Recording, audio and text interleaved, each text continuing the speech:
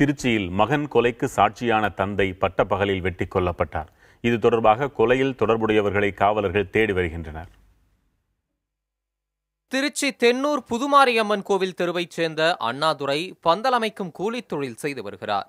இன்று காலை திருச்சி காந்தி மார்க்கெட்டிற்கு வழக்கம் போல சென்று அண்ணாதுரை அமர்ந்திருந்தபோது ஆட்டோவில் வந்த அடையாளம் தெரியாத நபர்கள் கத்தி, அரிவாள்களை கொண்டு சரமாரியாக தாக்கினர். இதில் அண்ணாதுரை நிகழ்விடத்திலேயே உயிரிழந்தார். மகனை கொன்றவர்களே தந்தையை கொன்றிருக்கக்கூடும் என்று கதறுகின்றனர் உறவினர்கள்.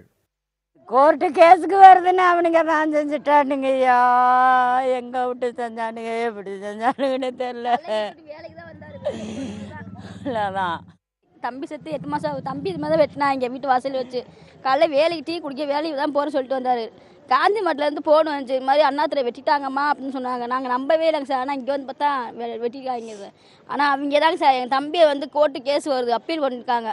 அது சாட்சி சொல்லக்கூடாதுன்னு செஞ்சு அவங்க வெட்டினவங்க தான். அனாதை ஆக்கிட்டாங்களே சாமி.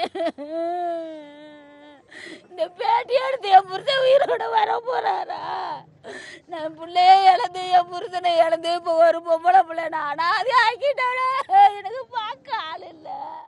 கடந்த செப்டம்பர் மாதம் திருச்சி தென்னூர் புதுமாரியம்மன் கோவில் திருவிழாவின் போது ஏற்பட்ட தகராறில் அண்ணாதுரையின் மகன் பிரபுவை ராஜா, சரவணன் மற்றும் அவரது நண்பர்கள் வீடு புகுந்து வெட்டி கொன்றனர்.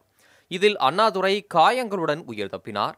இந்த வழக்கு திருச்சி நீதிமன்றத்தில் நடந்து வருகிறது. இந்த வழக்கில் கொலையை நேரில் கண்ட சாட்சியான அண்ணாதுரை இன்று கொல்லப்பட்டுள்ள சம்பவம் அப்பகுதியில் அதிர்ச்சியை ஏற்படுத்தியுள்ளது.